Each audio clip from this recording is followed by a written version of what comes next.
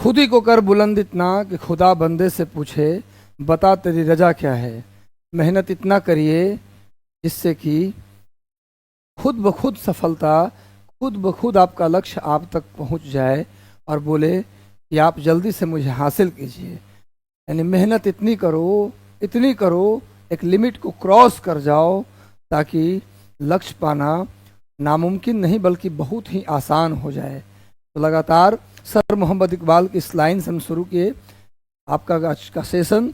मेहनत करिए और एक बात ज़रूर ध्यान रखिएगा आप लोग मेहनत के समय कि आपका जो परीक्षा है वो ऑब्जेक्टिव है, यानी कि एमसीक्यू बेस्ड है।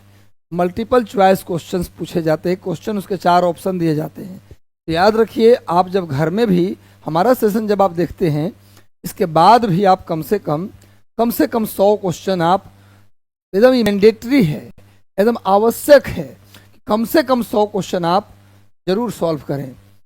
प्लीज़ रिक्वेस्ट आपसे है, ऐसे 300-400 कर ले तो और अच्छा बात है, कम से कम 100 जरूर करें।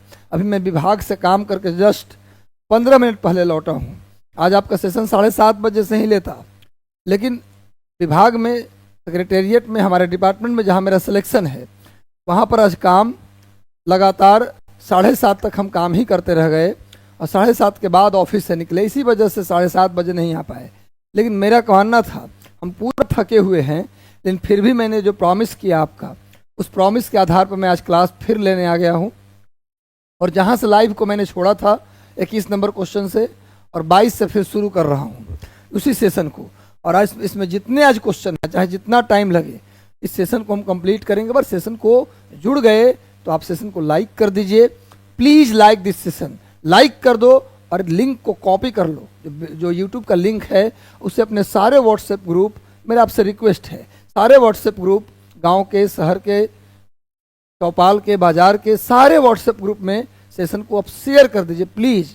लिंक को अपने स्टेटस में भी आप लगा सकते हैं और सेशन को लाइक कर दीजिए और कैसा लगता है हमारा सेशन कमेंट भी कर दीजिए। तो आज का सेशन बिना बात बनाए हम शुरू करते हैं और जहाँ भी ज़रूरत होगी आपको स्ट्रेटजी बताएंगे। हो सकता है कल सुबह से हम करंट अफेयर की लाइव लें, यानी कल का दिन है मंगलवार और मंगल के दिन मंगल करते हुए सुबह 6 बजे का टाइम रहेगा आप लोगों के लाइव आने का करंट अफेयर का। तो कल से सुबह 6 बजे आज रात में हम लोग करंट अफेयर का पूरा क्वेश्चन प्रिपेयर हो जाएगा और सुबह 6 बजे से हम कोशिश करेंगे कि आप लोगों के लिए करंट अफेयर का भी एक सेशन लेकर आएँ और धीरे धीरे और सब्जेक्ट भी जो आप लोग का एक डिमांड है कि टॉपिक वाइज सब्जेक्ट वाइज कराइए वो भी हम कराएंगे। बिल्कुल होगा, सब कुछ होगा।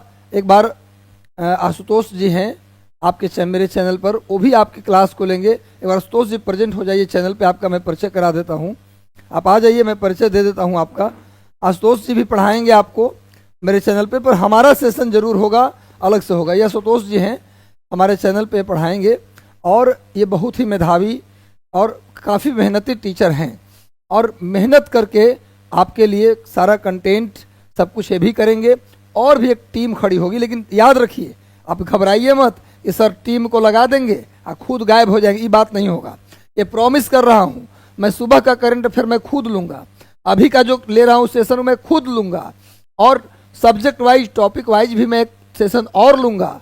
लेकिन ये भी एक अपना सेशन लेंगे आशुतोष सर, तो आप एक बार 2 मिनट इनको दे दीजिए और ये भी अपना लाइव सेशन हो सकता है कल से ही लेकर आए। तो बच्चों को शुभकामना दे दीजिए। अब हमारा लाइव सेशन और सेशन आ सकता है हमारे तरफ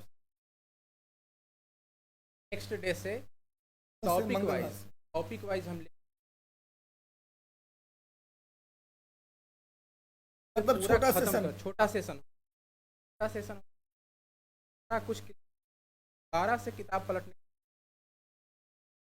तो पूछा गया है, सारा क्वेश्चन लास्ट में करवा देंगे ताकि उस याद रह गया और जो पूछा गया वो भी कवर और हम लोग टीआरई 1 to 3 का जो पेपर हुआ है, प्राइमरी, मिडिल स्कूल, 9, 10, 11, 12 सब का हम पेपर एक बार डिस्कस कर लेंगे।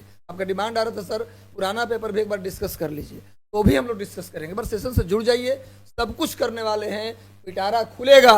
अभी तो आप सपोर्ट करना शुरू किए हैं, आप जितना सपोर्ट देंगे उससे चौगुनी मेहनत करके आपको हम पढ़ाएंगे, ये मैं प्रॉमिस करता हूँ आपको। चलिए अगले सेशन में आइएगा सर, मिलते हैं अगले सेशन में इनके साथ। चलिए हम लोग आते हैं आज के सेशन में। आज के सेशन की शुरुआत करते हैं। आज सेशन का पहला क्वेश्चन है फ्रंटियर का, 1 मिनट, 22 नंबर क्वेश्चन। अमर राष्ट्रीय गीत वंदे मातरम के रचयिता कौन है? वंदे मातरम, वंदे मातरम आप जानते हैं कि पुस्तक है आनंद मठ। ध्यान सुनिएगा, आराम से पढ़ाएंगे। इस सेशन को लाइक कर दो गुरु, जितने लोग जुड़ गए हो सेशन को लाइक कर दो, और उतने जोश के साथ फिर से शुरू हो जाते हैं आज हम। तो चलो गुरु, वंदे मातरम लिख लो। वंदे मातरम की मूल भाषा एक बार पूछी गई परीक्षा में, वंदे मातरम किस भाषा में लिखी गई? तो लिखो आंसर, वंदे मातरम की भाषा है संस्कृत। वंदे मातरम का मूल भाषा है संस्कृत और इसे आनंद मठ उपन्यास से लिया गया है। वंदे मातरम भारत के राष्ट्रीय गीत है। राष्ट्रीय नेशनल सॉन्ग पूछा जाए, भारत का नेशनल सॉन्ग राष्ट्रीय गीत तो वंदे मातरम। राष्ट्रगान पूछे, नेशनल एंथम पूछे तो जन गण मन है। नेशनल एंथम राष्ट्रगान जन गण मन, उसको रविंद्रनाथ टैगोर ने लिखा। रविंद्रनाथ टैगोर ने लिखा जन गण मन, वो राष्ट्रगान है, राष्ट्रीय गीत नहीं, राष्ट्रगान है। नेशनल एंथम है, लेकिन राष्ट्रीय गीत पूछे, नेशनल सॉन्ग पूछे तो आंसर होगा वंदे मातरम। वंदे मातरम किस भाषा में? रट लो, संस्कृत भाषा में। कहाँ से लिया गया? आनंद मठ उपन्यास से लिया गया। आनंद मठ उपन्यास जो है किस विद्रोह के समय लिखा गया? आनंद मठ उपन्यास किस विद्रोह में लिखा गया? तो आंसर होगा सन्यासी विद्रोह। लिख लो, आनंद मठ उपन्यास का विषय क्या है? क्वेश्चन आता है तो आनंद मठ उपन्यास का विषय बताइए। आनंद मठ उपन्यास का विषय है सन्यासी विद्रोह, और उसी में एक कविता है संस्कृत में जिसका नाम है वंदे मातरम। वंदे मातरम संस्कृत में था, आनंद मठ उपन्यास से लिया गया है। आनंद मठ का विषय है सन्यासी विद्रोह। इस आनंद मठ उपन्यास को लिखने वाले व्यक्ति थे बंकिम चंद्र चटर्जी, बंकिम चंद्र चट्टोपाध्याय या बंकिम चंद्र चटर्जी। तो आनंद मठ और वंदे मातरम के रचयिता हैं बंकिम चंद्र चटर्जी। नोट कर लीजिए, बंकिम चंद्र चट्टोपाध्याय, बंकिम चंद्र चटर्जी या चट्टोपाध्याय एक ही बार। बस सेशन को लाइक कर दो। मैं इतना लिखित जरूर दूंगा मेरे प्यारे बच्चों कि जो भी दूंगा वो बेहतर दूंगा और सबसे बेहतर दूंगा। कोई कितना भी लाइव सेशन ले रहा हो, सबसे बेहतर दूंगा। बस सेशन को जुड़े रहिए, सेशन के साथ प्यार बनाए रखिए। सेशन अच्छा लग रहा हो तो लाइक भी कर दीजिएगा, लाइक करना जरूरी है गुरु, लाइक कर देना। चलो भाई, बंकिम चंद्र चट्टोपाध्याय ने लिखा आनंद मठ। आनंद मठ से लिया गया है।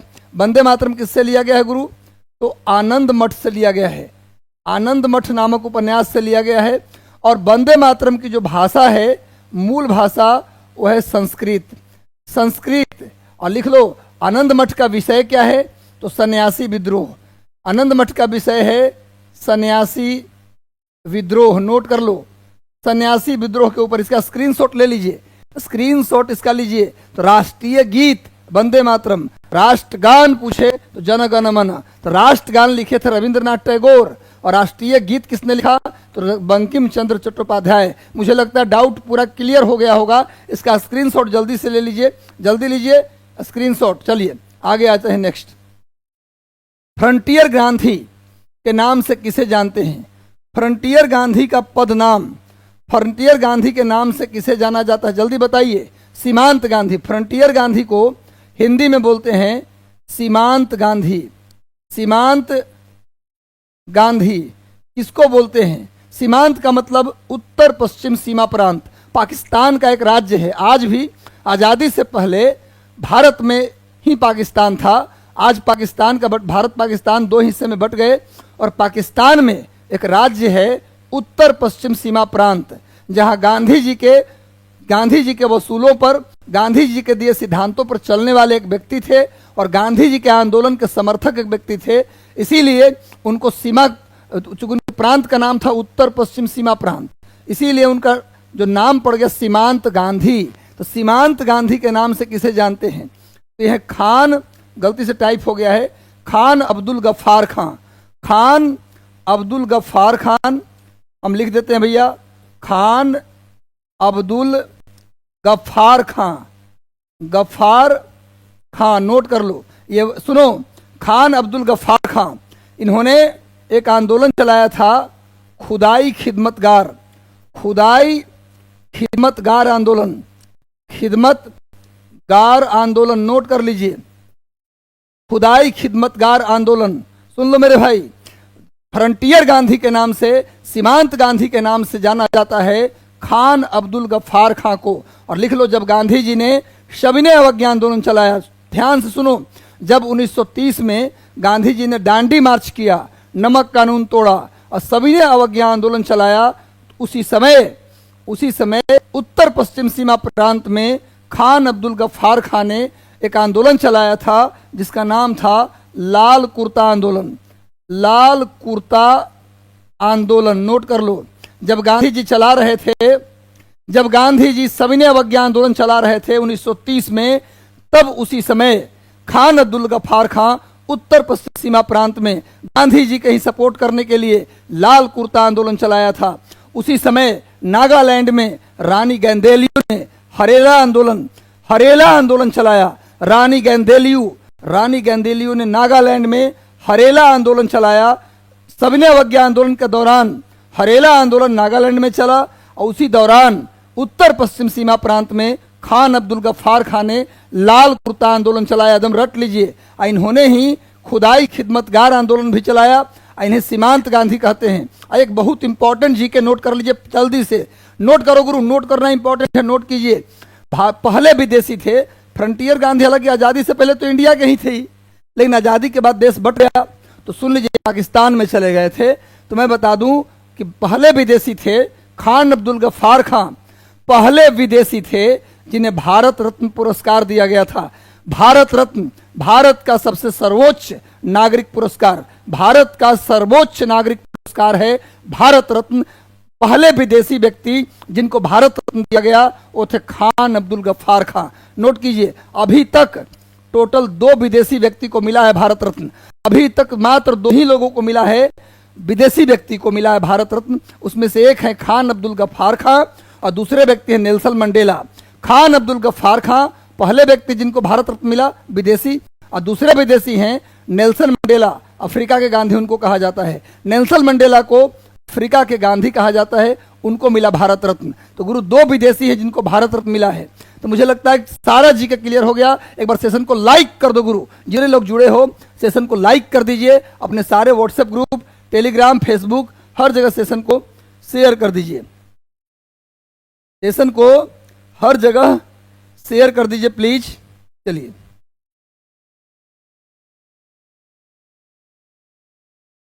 तो नेक्स्ट आ जाइए, आगे आते हैं नेक्स्ट क्वेश्चन पे। इसका स्क्रीनशॉट ले लीजिए, इसका स्क्रीनशॉट लीजिए।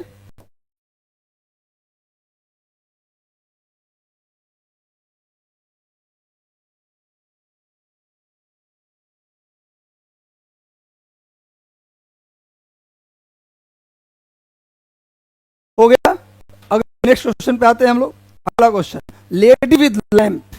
लेडी विद लैंप के नाम से किसे जाना जाता है? लेडी विद लैंप के नाम से किस महिला को जानते हैं? इनमें से कौन सी महिला हैं जिन्हें हम लेडी विद लैंप के नाम से जानते हैं? एक बहुत बड़ी घर में जन्म लेने वाली एक महिला, जिन्होंने वो चाहती तो आराम से सुख समृद्धि से रह सकती थी, लेकिन उन्होंने नर्स बनना उचित समझा। एक बहुत महान महिला जिन्होंने नर्स बनने का फैसला किया और फ्री ऑफ कॉस्ट लोगों को मदद करने की सोची, ये थी फ्लोरेंस नाइटिंगेल। बहुत अमीर घराने में पैदा हुई थी, बहुत अमीर घराने में पैदा हुई थी, लेकिन उन्होंने अपने अमीर को त्यागा। और इसका पूरा है Florence Nightingale. Florence Nightingale, note कीजिए, नाइटिंगेल। देखिए, इन्होंने ही शुरू किया आधुनिक नर्सिंग। पूछा जाता है आधुनिक नर्सिंग की शुरुआत किया। आधुनिक नर्सिंग की शुरुआत किसने की? आधुनिक नर्सिंग की शुरुआत किसने की? Florence Nightingale. इसलिए लिख लो भाई, इनके जन्मदिन है 12 मई। फ्लोरेंस नाइटिंगेल का जन्मदिन है 12 मई को हम बनाते हैं अंतर्राष्ट्रीय विश्व नर्सिंग दिवस। विश्व नर्सिंग दिवस लिखो, विश्व नर्सिंग दिवस मनाते हैं। फ्लोरेंस नाइटिंगेल ने आधुनिक नर्सिंग की शुरुआत की। बड़े घर में पैदा हुई, लेकिन इन्होंने नर्सिंग को चुना और लोगों की सेवा की, बीमार लोगों की सेवा की फ्री ऑफ कॉस्ट। इसीलिए इनकी महानता को देखते हुए इन्हें लेडी विद लैंप की संज्ञा दिया गया। और आधुनिक नर्सिंग का जनक इनको कहा जाता है। इन्होंने आधुनिक नर्सिंग की शुरुआत की, मॉडर्न नर्सिंग की शुरुआत की। इसीलिए फ्लोरेंस नाइटिंगेल के जन्म दिवस 12 मई को हम लोग मनाते हैं, विश्व नर्सिंग, वर्ल्ड नर्सिंग डे के रूप में मनाते हैं। इसको भी आप स्क्रीनशॉट ले लीजिएगा। इंदिरा गांधी को बोलते iron lady of India, Bharat की लौह महिला, iron lady of India. Bharat की पहली महिला प्रधानमंत्री कौन थी? श्रीमती इंदिरा गांधी। भारत की पहली महिला प्रधानमंत्री श्रीमती इंदिरा गांधी थी। इन्होंने पंजाब में 1984 में ऑपरेशन ब्लू स्टार चलाया था। पंजाब में 1984 में ऑपरेशन ब्लू स्टार चलाया था और भिंडरावाला मारा गया। और इन्हीं के समय में पहली बार देश में आंतरिक कारणों से इमरजेंसी भी लगा। 1975 में जून 1975 में देश में आपातकाल लागू हुआ। इसके वजह से इनको चुनाव भी हारना पड़ा। बाकी जानते हैं सरोजिनी नायडू किसी भी राज्य की राज्यपाल बनने वाली पहली महिला थी। चलिए नेक्स्ट पेज पे हम लोग आते हैं, आगे आ जाओ। नेक्स्ट, सारे जहां से अच्छा हिंदोस्तां हमारा। हजारों साल नरगिस अपने बिनुरी पर रोती रही, तब चमन में दीदार पैदा होता है। खुद ही को कर बुलंद इतना कि खुदा बंदे से पूछे बता तेरी रजा क्या है। वह शख्स जिसने इन लाइनों को लिखा उनका नाम है सर मोहम्मद इकबाल। इनका जन्म पाकिस्तान में, चला गया सियालकोट पाकिस्तान में है, पंजाब में। पाकिस्तान के पंजाब प्रांत के सियालकोट में इनका जन्म हुआ। और मैं बता दूं कि इनके पिताजी एक कश्मीरी ब्राह्मण थे। सर मोहम्मद इकबाल के फादर एक कश्मीरी ब्राह्मण थे, उनके पुत्र थे ये। इन्होंने कई महान लाइनें लिखी। सारे जहां से अच्छा हिंदुस्तां हमारा, कुछ बात तो है कि हस्ती मिटती नहीं हमारी। और इन्होंने ही लिखा, खुद ही को कर बुलंद इतना, खुदा बंदे से पूछे बता तेरी रजा क्या है। यह हजारों साल नरगिस अपने बिनुरी पर रोती रही, तब चमन में दीदार पैदा होता है। इन सब कीमती लाइनों को लिखने वाले व्यक्ति सर मोहम्मद इकबाल। लेकिन याद रहे, पाकिस्तान यानी मुसलमानों के लिए अलग धरती की मांग करने वाला पहला शख्स कौन था? वो सर मोहम्मद इकबाल ही थे। मुसलमानों के लिए देखो, 2 राष्ट्र का सिद्धांत तो जिन्ना थे, लेकिन मुसलमानों के लिए अलग जमीन हो, इसकी बात करने वाला पहला व्यक्ति, लिख लो, इंपॉर्टेंट है। मुसलमानों के लिए अलग जमीन की मांग करने वाला पहला व्यक्ति सर मोहम्मद इकबाल थे। महान लाइन लिखा पर कुछ गलतियां भी की। तो गुरु सर मोहम्मद इकबाल, इसका आंसर होगा मोहम्मद इकबाल। इसका आंसर होगा मोहम्मद इकबाल। इनका जन्म पाकिस्तान के पंजाब के सियालकोट में हुआ था। पाकिस्तान के पंजाब प्रांत के सियालकोट में इनका जन्म हुआ था। इन्होंने इन सारी लाइनों को लिखा। और लेकिन लिख लो, पाकिस्तान नहीं लिखो, बल्कि मुसलमानों के लिए अलग जमीन की मांग करने वाले पहले व्यक्ति थे सर मोहम्मद इकबाल। इसको जरूर नोट कर लीजिए आप लोग। चलिए इसका स्क्रीनशॉट लीजिए, बाकी जान जाइए। बाकी बहादुर शाह जफर लिखो, ये अंतिम मुगल बादशाह थे। बहादुर शाह जफर ये अंतिम मुगल बादशाह थे। अंतिम मुगल बादशाह। एक बार सेशन को शेयर कर दीजिए, जितने भी आपके व्हाट्सएप ग्रुप है, टेलीग्राम है, फेसबुक है, हर जगह सेशन को प्लीज शेयर कर दीजिए। जुड़ गए तो प्लीज सेशन को लाइक कर दो गुरु। जितने लोग लाइक नहीं किए हो, please like this session, like कर दो गुरु। बहादुर शाह जफर अंतिम मुगल बादशाह। जब बोला अंग्रेजों ने दम दमे में दम नहीं है, खैर मांगो जान की, तो इन्होंने कहा कि क्या बोला भाई, गाजियों में बू रहेगी जब तलक ईमान की। जफर ने कहा अंग्रेजों को, गाजियों में बू रहेगी जब तलक ईमान की, तख्त लंदन तक चलेगी तेग हिंदुस्तान की। गुरु बहादुर शाह जफर वो मुगल बादशाह है जिसके पास हस्ती नहीं थी, फिर भी वो भारतीयों का साथ देना सोचा। भाई ये वो मुगल बादशाह जिसने भारत की मिट्टी का कर्ज चुकाते हुए, कोई औकात नहीं थी, फिर भी ये 200 सैनिकों के साथ होकर लड़ाई करना अंग्रेजों से मुनाफी समझा, न कि अंग्रेजों की गुलामी करना पसंद किया। हाँ, इसका खामियाजा इनको भुगतना पड़ा। इनको पत्नी के साथ बर्मा निर्वासित कर दिया गया। और याद रहे, बहादुर शाह जफर की मृत्यु भी कहाँ हो गया? बर्मा में, जो कि आजकल म्यांमार है। बर्मा में यही, वहीं पर इनका कब्र भी है। क्वेश्चन आता है, एकमात्र मुगल बादशाह जिसका जो कब्र है वो बर्मा में है, म्यांमार में है, वो व्यक्ति है बहादुर शाह जफर। इनकी पत्नी का नाम था जीनत महल। बहादुर शाह जफर की पत्नी का नाम जीनत महल था। अंतिम मुगल बादशाह थे। और याद रखिए, इन्होंने अपनी बहादुरी दिखाते हुए सब कुछ खत्म हो गया। जानते थे कि मैं अगर सैनिकों का साथ दूंगा अंग्रेजों के खिलाफ तो सब कुछ समाप्त हो जाएगा। वही हुआ भी, सब कुछ खत्म हो गया। खैर, अमीर खुसरो की बात करें, इन्होंने 7 राजाओं की दरबार को देखा। अमीर खुसरो के पुस्तक का नाम है नूर सिपहर। इसके बाद आशिका, इस सब किताब का नाम है, नोट कर लो। आशिका, आशिका, इसके बाद तुगलकनामा, तुगलकनामा, ये सब किताब का नाम है। किनका? अमीर खुसरो के पुस्तक का नाम। अमीर खुसरो को शेरो शायरी का जनक भी कहा जाता है। अमीर खुसरो को शेरो शायरी का जनक, पहेली जो ना कहते बुझौनिया बुझाते हैं, एक थाल मोती से भरा, सबके सिर पर औंधा धरा, चारों ओर थाली फिरे मोती उससे एक न गिरे। ये सब जो कहावत बुझौनिया होता है, उसकी शुरुआत भी किसने किया? अमीर खुसरो। यानी पहेली की शुरुआत करने वाला अमीर खुसरो, शेरो शायरी की शुरुआत करना अमीर खुसरो, और खड़ी बोली हिंदी के जनक अमीर खुसरो को तूतीय हिंद कहा जाता है। तूतीय हिंद, अमीर खुसरो को तूतीय हिंद कहा जाता है। अमीर खुसरो को खड़ी बोली हिंदी का जनक कहा जाता है। खड़ी बोली हिंदी का जनक, फादर कहा जाता है।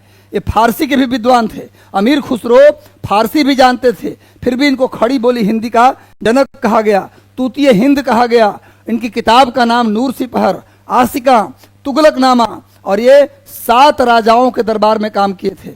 अमीर खुसरो 7 अलग अलग किंग, अलाउद्दीन खिलजी से वहाँ से लेकर, अलाउद्दीन खिलजी मत कहिए, और पहले बलवंत से लेकर फिरोज शाह तुगलक तक, फिरोज शाह नहीं सॉरी गयासुद्दीन तुगलक, सॉरी बलवंत से लेके गयासुद्दीन तुगलक तक कुल 7 राजाओं के दरबार को इन्होंने देखा था। ठीक है। अमीर खुसरो के गुरु का नाम था निजामुद्दीन औलिया। अमीर खुसरो के जो गुरु थे वो निजामुद्दीन औलिया थे, और निजामुद्दीन औलिया और अमीर खुसरो दोनों का दरगाह दिल्ली में है। इसको भी नोट कीजिए, अमीर खुसरो और निजामुद्दीन औलिया दोनों का दरगाह दिल्ली में है, नोट कर लीजिए।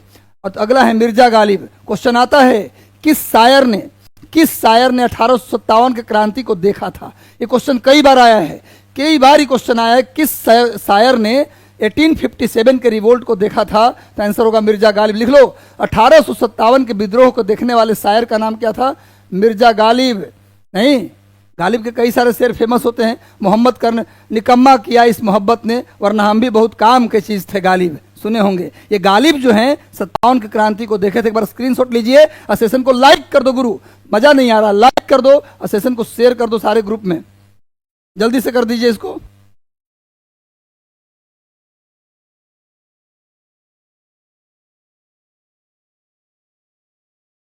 चलिए नेक्स्ट आ जाए हैं, नेक्स्ट आ जाओ गुरु। अगले सवाल पे, निम्नलिखित में से कौन सी रचना महात्मा गांधी के साथ संबंधित नहीं है? इनमें से कौन सी? अगर इस क्वेश्चन का उत्तर गलती दे तो कनपट्टी पे देंगे 1 टपाक। भाई जल्दी बताओ, इनमें से कौन सी पुस्तक या रचना गांधी जी की नहीं है? गांधी जी की नहीं है, जल्दी बताओ। इनमें से कौन सी रचना? बताए थे कल, गांधी जी की आत्मकथा है my experiment with truth. Gandhi ji की 2 पुस्तक, गांधी जी की 2 किताब कल ही बताए थे। पहली किताब माई एक्सपेरिमेंट विद ट्रूथ, ये गांधी जी की आत्मकथा है, बायोग्राफी है, खुद से लिखा था। और गांधी जी की दूसरी किताब है हिंद स्वराज। हिंद स्वराज गांधी जी लिखे थे कहां से कहां जाने में? जल्दी बताओ, कल बताया था। हिंद स्वराज गांधी जी लिखे थे, इंग्लैंड से अफ्रीका आ रहे थे जहाज में बैठ के, तो जहाजे में वो किताब लिख दिए, उसी का नाम है हिंद स्वराज। और गांधी जी ने अपनी पुस्तक हिंद स्वराज में ही अंग्रेजी सरकार को, ब्रिटेन की सरकार को बांझ और बेस्या कहा था। पूछा है गांधी जी ने अपनी किस पुस्तक में ब्रिटिश सरकार को बांझ और बेस्या कहा? हिंद स्वराज। हिंद स्वराज कहाँ लिखी गई? तो इंग्लैंड से अफ्रीका यात्रा के दौरान जहाज में लिखी गई, और उनकी अपनी आत्मकथा है my experiment with truth. Gandhi ji की 4 मैगजीन, गांधी जी की 4 पत्रिका मैंने कल बताया था, हरिजन, नवजीवन, हरिजन, नवजीवन, इंडियन ओपिनियन और हरिजन, नवजीवन, इंडियन ओपिनियन और Young India. Young India, Indian Opinion, Harijan, Navajivan, Gandhi ji की 4 पत्रिका है। पूरे इनमें से कौन गांधी जी की नहीं है? भाई अभी बताया, ये तो है ही, हिंद स्वराज है ही, हरिजन है ही, नवजीवन है ही, यंग इंडिया है ही, तो कौन नहीं है भैया? तो द हॉली फैमिली। ये किसका है? जेम्स रिचर्डसन की पुस्तक है। इस पुस्तक किसकी पुस्तक है? James Richardson. जेम्स रिचर्डसन की पुस्तक है Holy Family. The Holy Family James Richardson की पुस्तक है, नोट कर लीजिए, इसका भी स्क्रीनशॉट ले लो। चलिए, गांधी जी की बात मैं कल भी किया था, कहोगे तो आज भी कर लेता हूं। गांधी जी का जन्म 2 अक्टूबर 1869 को गुजरात के काठियावाड़ के पोरबंदर में हुआ था। गांधी जी का जन्म 2 अक्टूबर 1869 को। आज 2 अक्टूबर को हम क्या मनाते हैं? लिख लो, विश्व अहिंसा दिवस, विश्व अहिंसा इंटरनेशनल या वर्ल्ड नॉन वायलेंस डे, विश्व अहिंसा, गांधी जी का जन्म दिवस को 2 अक्टूबर को यूनाइटेड नेशन ने क्या घोषित किया है, विश्व अहिंसा दिवस मनाने का निर्णय लिया। तो लिख लो, गांधी जी का जन्मदिन 2 अक्टूबर को हम मनाते हैं विश्व अहिंसा दिवस। 2 अक्टूबर गांधी जयंती भी हम मनाते हैं भारत में। खैर, गांधी जी के माता का नाम पुतली बाई, पिता का नाम करमचंद गांधी। 1881 में 12 साल की उम्र में विवाह हुआ। पत्नी का नाम कस्तूरबा गांधी, पत्नी का नाम कस्तूरबा गांधी। गांधी जी के 4 पुत्र ने जन्म लिया, मणिलाल, हरिलाल, रामदास, देवदास। गांधी जी के 4 पुत्र थे, मणिलाल, हरिलाल, रामदास, देवदास। और गांधी जी के 4 ही बेटा थे, लेकिन एक बेटा तो नहीं थे, पर गांधी जी के नजदीकी थे, गांधी जी के सिद्धांतों को मानते थे अच्छे से, इसलिए यमुनालाल बजाज को मानते हैं क्या, गांधी जी का पंचम पुत्र। क्वेश्चन आता है, गांधी जी का पंचम पुत्र किसको मानते हैं, गांधी जी का 5वां पुत्र किसको मानते हैं, तो यमुनालाल बजाज को। 1888 में गांधी जी इंग्लैंड यानी बिलायत, उस समय इंग्लैंड को बिलायत कहते थे, 1888 में गांधी जी इंग्लैंड पढ़ने गए। 1892 में वकालत की पढ़ाई करके वापस लौटे, माँ के निधन हो गया, पुतली बाई मर गई, तो 1892 में भारत लौटे। बाद में अपने पिता के मित्र दादा अब्दुल्ला के केस लड़ने के लिए अफ्रीका गए, और अफ्रीका में उन्होंने 1894 में नेटाल इंडिया कांग्रेस बनाया, नेटाल इंडिया कांग्रेस बनाया और भारतीयों की लड़ाई लड़ी। उन्होंने 1903 में एक मैगजीन निकाला जिसका नाम था इंडियन ओपिनियन। अफ्रीका से ही गांधी जी ने 1903 में एक मैगजीन निकाला, इंडियन ओपिनियन। और गांधी जी ने अफ्रीका में ही एक आश्रम बनाया, फिनिक्स आश्रम बना, जिससे गांधी जी का भारत में 2 आश्रम था, साबरमती आश्रम, वर्धा आश्रम। वैसे ही गांधी जी का अफ्रीका में एक आश्रम बना 1904 में, फिनिक्स आश्रम। उसी तरह गांधी जी अफ्रीका में ही एक और आश्रम बनाए 1908 में, जिसका नाम था टॉल्स्टॉय आश्रम। उसके बाद गांधी जी भारत लौटे अपने गुरु गोपाल कृष्ण गोखले के कहने पर। गांधी जी अपने राजनीतिक गुरु गोपाल कृष्ण गोखले के कहने पर 9 जनवरी 1915 को भारत लौटे। 9 जनवरी 1915 को गांधी जी भारत लौटे। भारत में सबसे पहली बार बंबई आए। उसके बाद गांधी जी ने पूरे भारत का दौरा किया। गांधी जी के भारत में पहला पब्लिक स्पीच, गांधी जी पहली बार जनसभा को कहां संबोधित किया मैं बताया हूं, 1916 में बनारस हिंदू विश्वविद्यालय BHU का स्थापना हो रहा था। BHU का स्थापना कब हुआ, 1916 में, मदन मोहन मालवीय ने किया। उसी स्थापना में गांधी जी आए हुए थे निमंत्रण में, और वहीं पर पहली बार गांधी जी ने 1916 में बनारस में अपना पहला पब्लिक स्पीच दिए। गांधी जी का पहला सत्याग्रह और पहला सविनय अवज्ञा 1917 में चंपारण में हुआ। गांधी जी का पहला सत्याग्रह पूछे या गांधी जी का पहला सविनय अवज्ञा पूछे, दोनों का आंसर होगा चंपारण सत्याग्रह। उसके बाद 1918 में, फरवरी 1918 में अहमदाबाद मिल मजदूरों की हड़ताल हुआ, उसमें भी गांधी जी गए। मार्च 1918 में खेड़ा सत्याग्रह हुआ, उसमें भी गांधी जी गए। बाद में 1919 में रॉलेट एक्ट के खिलाफ गांधी जी ने रॉलेट सत्याग्रह किया। उसके बाद गांधी जी का पहला जन आंदोलन था असहयोग आंदोलन, जो 1920 में शुरू हुआ। इसके बाद गांधी जी जेल चले गए 1922 में, और 1924 में जब गांधी जी जेल से छूटे, उसके बाद गांधी जी को पहली बार कांग्रेस का अध्यक्ष बनाया गया। 1900 लिख लो, गांधी जी मात्र एक बार कांग्रेस के अध्यक्ष रहे। क्वेश्चन कई बार आ चुका है। गांधी जी मात्र एक बार कांग्रेस के अध्यक्ष रहे हैं, बेलगांव सेशन में 1924 में। 1924 के बेलगांव सेशन में गांधी जी मात्र एक बार कांग्रेस के अध्यक्ष रहे हैं, 1924 के बेलगांव सेशन में। नोट करिए गुरु, बहुत इंपॉर्टेंट है, खास चीज मैं बता रहा हूं। 1924 के बेलगांव सेशन में गांधी जी एकमात्र बार पहली बार अध्यक्ष रहे कांग्रेस के। उसके बाद 12 मार्च 1930 को गांधी जी ने दांडी मार्च शुरू किया, साबरमती से दांडी गए अपने 78 लोगों के साथ। गांधी जी अपने लिख लो संख्या, अपने 78 अनुयायी के साथ गांधी जी साबरमती से दांडी गए। 12 मार्च को शुरू की यात्रा और 6 अप्रैल को जाकर दांडी में नमक कानून तोड़े। नमक कानून तोड़ने के बाद लिख लो, नोट कर लो, नमक कानून तोड़ते ही 6 अप्रैल को क्या शुरू हो गया, सविनय अवज्ञा आंदोलन। उसके बाद अक्टूबर 1940 में गांधी जी ने व्यक्तिगत सत्याग्रह शुरू किया। लिख लो, अक्टूबर 1940 गांधी जी ने व्यक्तिगत सत्याग्रह शुरू किया। 1942 अगस्त 1942 भारत छोड़ो आंदोलन का नेतृत्व गांधी जी के नेतृत्व में हुआ। इसके बाद 1946 में गांधी जी नोआखली के पदयात्रा किए, जिसमें उनके निजी सचिव प्यारे लाल थे। उसके बाद गांधी जी पहुंच जाते हैं अपनी मृत्यु के पास, और 30 जनवरी 1948 को नाथूराम गोडसे ने दिल्ली के, ध्यान रखना, बिड़ला मंदिर में गोली मारकर गांधी जी की हत्या कर दी। हे राम कह के वो अपना प्राण त्याग दिए। तो पूरी गांधी की कहानी थी। तो गांधी के सब गांधी से क्वेश्चन छूटेगा। अब नेक्स्ट आ जाओ। भारत में प्रकाशित होने वाला प्रथम समाचार पत्र कौन था? भारत में प्रकाशित होने वाला पहला समाचार पत्र जो अंग्रेजी में छपा था, उस समाचार पत्र का नाम क्या था? लिख लो। भारत में छपने वाला पहला हिंदी समाचार पत्र अगर पूछता तो आंसर होता क्या बताइए? तब आंसर होता उदंत मार्तंड। लिख लो। हिंदी समाचार पत्र, भारत में हिंदी में प्रकाशित होने वाली पहली पत्रिका, यानी भारत की पहली हिंदी पत्रिका का नाम था उदंत मार्तंड। भारत की पहली हिंदी पत्रिका का नाम था उदंत मार्तंड।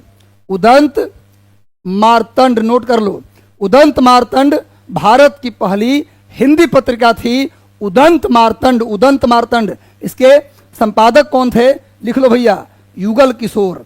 इसके संपादक थे युगल किशोर। पहली हिंदी, भारत की पहली हिंदी पत्रिका, नोट कर लो। लेकिन अगर पूछे भारत का पहला समाचार पत्र तो अंग्रेजी में आया था, जिसका नाम था द बंगाल गजट।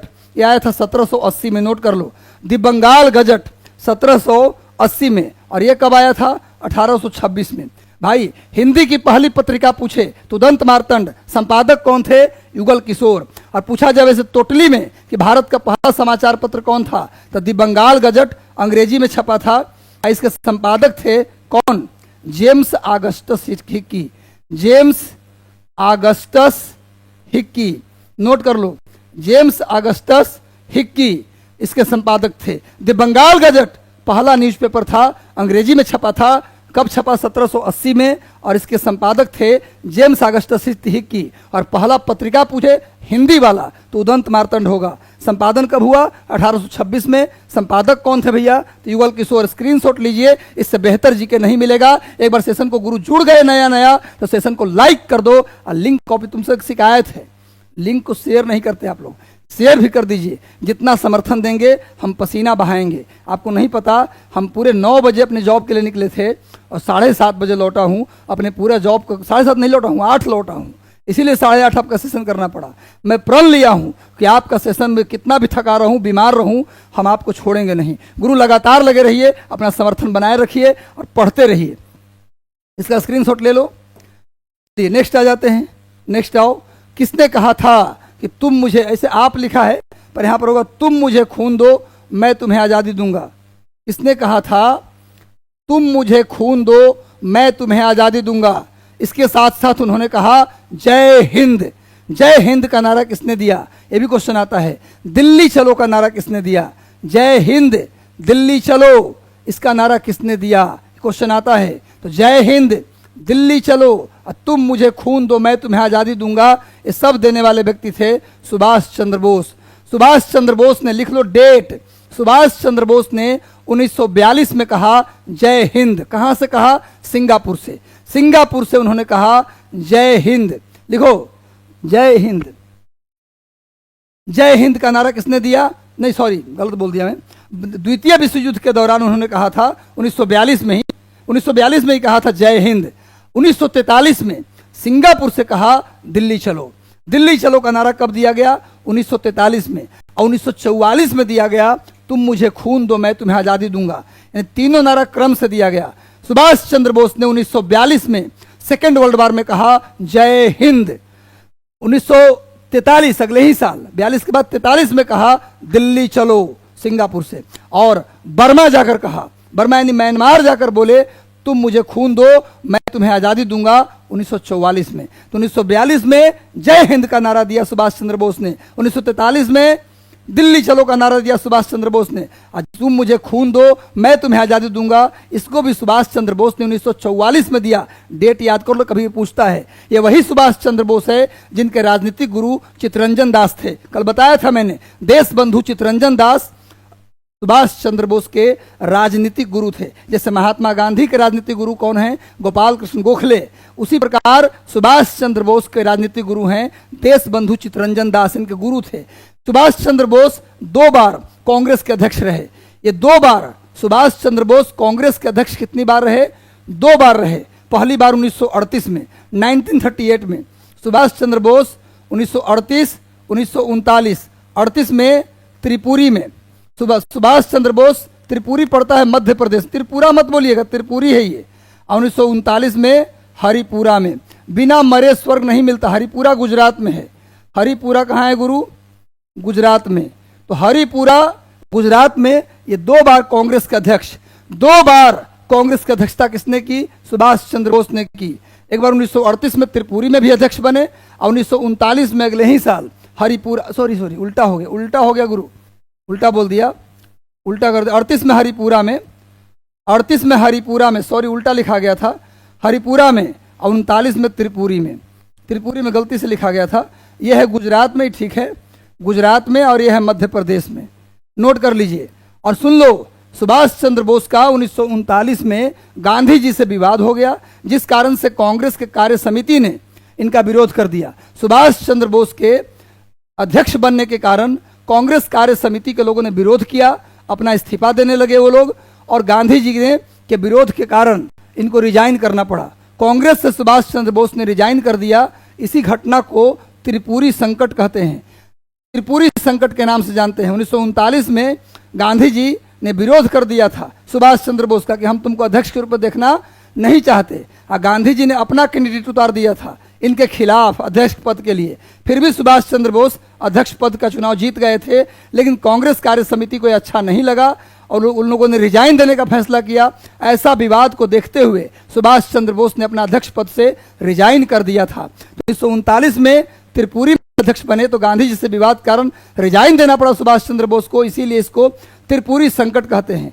जब गांधी जी के विवाद के बाद त्रिपुरा में सुभाष चंद्र बोस ने रिजाइन कर दिया, तब उन्होंने 1939 में ही क्या बनाया? फॉरवर्ड ब्लॉक, फॉरवर्ड ब्लॉक बनाया। कांग्रेस से इस्तीफा देकर क्या बनाया? फॉरवर्ड। इतनी बात याद रखिए, सुभाष चंद्र बोस के विषय में इतना बात अगर याद रखेंगे आपका काम हो जाएगा। नेक्स्ट आज सेशन को लाइक। जीवन में हताश कभी नहीं होना, कोई साथ दे या न दे, एक बार अपने आप को कमरे में बंद कीजिए। धड़कन भी तेज होगा, डर भी लगेगा, लेकिन अपने आप को साधिए, टारगेट लीजिए कि आज इतना कंप्लीट करेंगे, वही शाम का खाना खाएंगे। रात का खाना तब होगा जब इतना हम कंप्लीट करेंगे, और नहीं कंप्लीट होगा तो हम खुद को सजा देंगे, लेकिन कंप्लीट करेंगे तभी खाना खाएंगे। इस तरह का आपके अंदर जज्बा आ गया, सिलेक्शन कैसे नहीं होगा। याद रखो, जो पसीना में नहाते हैं वो इतिहास बदलते हैं, और जो पानी से नहाते हैं वो लिबास बदलते हैं। लिबास नहीं बदलना, इतिहास बदलना है गुरु, और आप बदलेंगे इतिहास। चलिए नेक्स्ट आते हैं। हारना मना है, हम तुम्हारे साथ थे, हैं और रहेंगे। चलिए नेक्स्ट आ जाइए, अगले सवाल पे आते हैं। मिलाइए, किसको किस नाम से जानते हैं? ये खान अब्दुल गफ्फार खां हैं, थोड़ा सा इसमें प्रिंट मिस्टेक हो गया है। खान अब्दुल गफ्फार खां, ये हैं खान अब्दुल गफ्फार खां। बताइए, मिलाइए इसको। तो भैया इनको बोले हैं, अभी तुरंत पढ़ाए, सीमांत गांधी कहते हैं।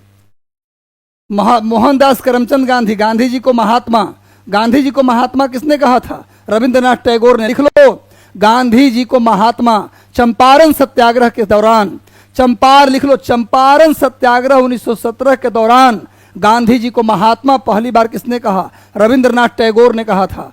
और रविंद्रनाथ टैगोर को महात्मा गांधी ने गुरुदेव कहा। एक दूसरे को बोल दिए। अब पढ़ना तो हम लोग को पढ़ रहा है, वो उनको बोल दिए, लीजिए जी, हो गया। तो महात्मा गांधी को चंपारण सत्याग्रह में रविंद्रनाथ टैगोर ने महात्मा कहा, और बदले में गांधी जी ने रविंद्रनाथ टैगोर को गुरुदेव कहा। तो रविंद्रनाथ टैगोर को गुरुदेव किसने कहा?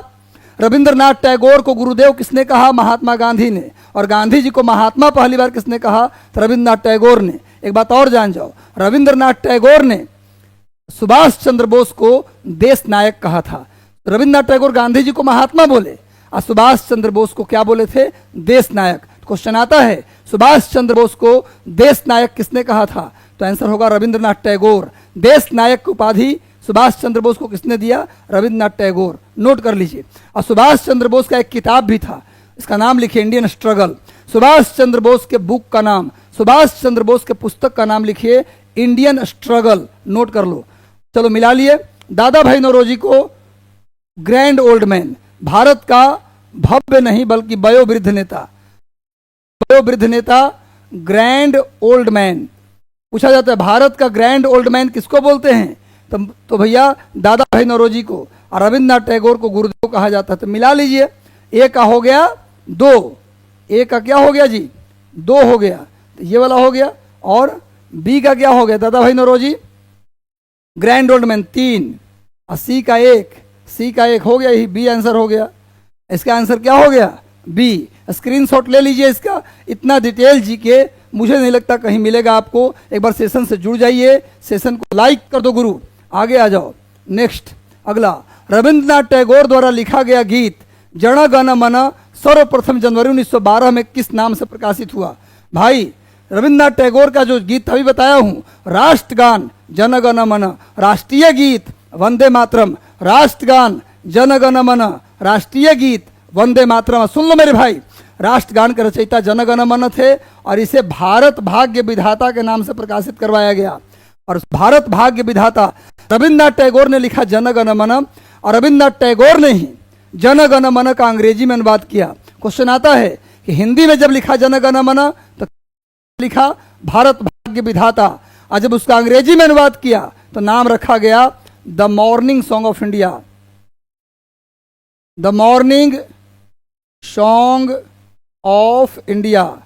भारत भाग्य विधाता हिंदी में, जन गण मन का हिंदी में भारत भाग्य विधाता शीर्षक से लिखा गया, और अंग्रेजी में उसका टाइटल क्या था, the morning song of India. यानी जन गण मन को हिंदी में रविंद्रनाथ टैगोर ने लिखा, और उसका अंग्रेजी अनुवाद भी रविंद्रनाथ टैगोर ने ही किया। ये भी नोट कर लीजिए, द मॉर्निंग ऑफ इंडिया। और क्वेश्चन आता है कि कांग्रेस के किस सेशन में पहली बार जन गण मन गाया गया, तो लिख लो 1911 के कलकत्ता अधिवेशन में। 1911 के कलकत्ता, कांग्रेस के कलकत्ता अधिवेशन में पहली बार क्वेश्चन आता है, कांग्रेस में पहली बार जन गण मन कब गाया गया। कांग्रेस में पहली बार जन गण मन कलकत्ता अधिवेशन में 1911 में गाया गया, याद रखिएगा, कलकत्ता अधिवेशन में गाया गया। अब पूछा जाए वंदे मातरम पहली बार कब गाया गया, तो 1896 में, ये भी कलकत्ता में ही गाया गया। पहली बार वंदे मातरम कब गाया गया, कहाँ गाया गया, तो कांग्रेस के कलकत्ता अधिवेशन में 1896 में गाया गया। पहली बार वंदे मातरम कांग्रेस के किस अधिवेशन में गाया गया, तो 1896 के कलकत्ता अधिवेशन। हाँ, पहली बार जन गण मन तो 1911 के कलकत्ता अधिवेशन में गाया गया, नोट कर लीजिए। और मैं बता दूं कि रविंद्रनाथ टैगोर ने बांग्लादेश का भी राष्ट्रगान लिखा। क्वेश्चन आता है कि कौन ऐसे राष्ट्र कवि हैं जिन्होंने दूसरे देश का भी लिखा, तो थे रविंद्रनाथ टैगोर। अमार सोनार बांग्ला, अमार सोनार बांग्ला, ये बांग्लादेश के राष्ट्रीय गीत है, इसको भी रविंद्रनाथ टैगोर ने ही लिखा था। स्क्रीनशॉट ले लीजिए, एक बार इसका स्क्रीनशॉट लीजिए, स्क्रीनशॉट। बहुत मेहनत और बहुत ही पथ के साथ हम लोग कर रहे हैं, और हर विषय का लाऊंगा। आज भूगोल का भी सवाल है, टिके रहिए गुरु, आज हम लोग भूगोल का भी सवाल इसमें करेंगे। कल से पॉलिटी, ज्योग्राफी, हिस्ट्री सब मिसलेनियस होगा। अंग्रेजों द्वारा निम्नलिखित में से किस क्रांतिकारी को फांसी की सजा दी गई। जतिन दास, जतिन दास भूख हड़ताल से खुद मर गए थे। जतिन दास भूख हड़ताल किए, अब भूख से इनकी मृत्यु हो गई थी, इनको फांसी नहीं मिला था। चंद्रशेखर आजाद खुद के गोली मार लिए, पता होगा ना, आजाद थे, आजाद है, आजाद रहेंगे। काकोरी गाड़ी लूट कांड के बाद फरार हो गए थे, इनको फांसी नहीं दी गई थी। इलाहाबाद के अल्फ्रेड पार्क, जिसका नाम आजकल चंद्रशेखर आजाद पार्क है, क्योंकि उसी पार्क में इनकी हत्या हुई थी। जब ये गए उस पार्क में तो कोई देशद्रोही व्यक्ति इनका पता बता दिया, मुठभेड़ हुआ, अंतिम गोली बचा तो खुद को मार लिए। बोले कि हम खुद की गोली से मरेंगे, जिंदा किसी के हाथ नहीं आएंगे। तो इनको भी फांसी नहीं दी गई थी। क्वेश्चन पूछा किसको फांसी दी गई थी। कल्पना दत्त मास्टर सूर्य सेन के साथ रहती थी, जो चटगांव शस्त्रागार केस में थे। इनको जेल भेजा गया था, फांसी नहीं दी गई थी। फांसी वाले कौन थे, राजगुरु। राजगुरु, भगत सिंह और सुखदेव को फांसी दी गई। पूछा जाए किस केस में, तो लिखो लाहौर षड्यंत्र केस।